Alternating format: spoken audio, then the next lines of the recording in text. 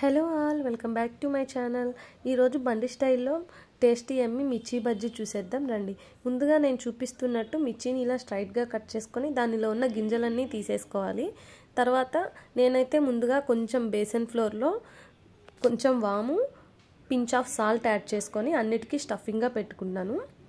తర్వాత ఒక mixing bowl తీసుకొని మనం ఏదైతే కొలత తీసుకుంటున్నామో దాంతో 3 bowls of besan flour, half bowl rice flour add చేసుకోవాలి.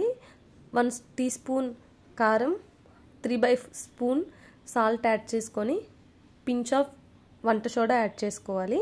మనము ఇలా రైస్ ఫ్లోర్ యాడ్ చేసుకోవడం వల్ల మిర్చి బజ్జీ అయితే పైన క్రిస్పీగా లోపల మెత్తగా చాలా యమ్మీగా ఉంటాయి. ముందుగా పిండిని ఇలా మిక్స్ చేసుకొని తర్వాత కొంచెం కొంచెం వాటర్ పోసుకుంటూ మరీ దోసపిండి కన్సిస్టెన్సీ కాకుండా ఇంకొంచెం గట్టిగా కలిపి పెట్టుకోవాలి. ఇలా నేను చూపిస్తున్న కన్సిస్టెన్సీలో కలుపుకుంటే మనకి పర్ఫెక్ట్గా అయితే మిర్చి బజ్జీ వస్తుంది.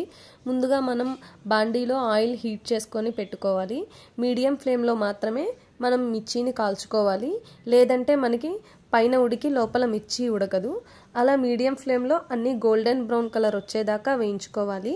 తర్వాత మనం సర్వింగ్ ప్లేట్లోకి తీసుకొని మధ్యలోకి మిర్చి బజ్జీని కట్ చేసుకొని దాంట్లో ఆనియన్స్, కొత్తిమీర మిక్స్ యాడ్ చేసుకొని ఫైనల్గా నిమ్మకాయ పిండుకొని తింటే అబ్బా మనకైతే మిర్చి బజ్జీ చాలా బాగుంటుంది. ఇంకెప్పుడు బయట కూడా తినాలనిపించదు. అంత టేస్టీగా యమ్మీగా అయితే వస్తాయి. మరిన్ని ఇంట్రెస్టింగ్ వీడియోస్ కోసం నా ఛానల్ అయితే ఫాలో అయిపోయింది. Thank you for watching.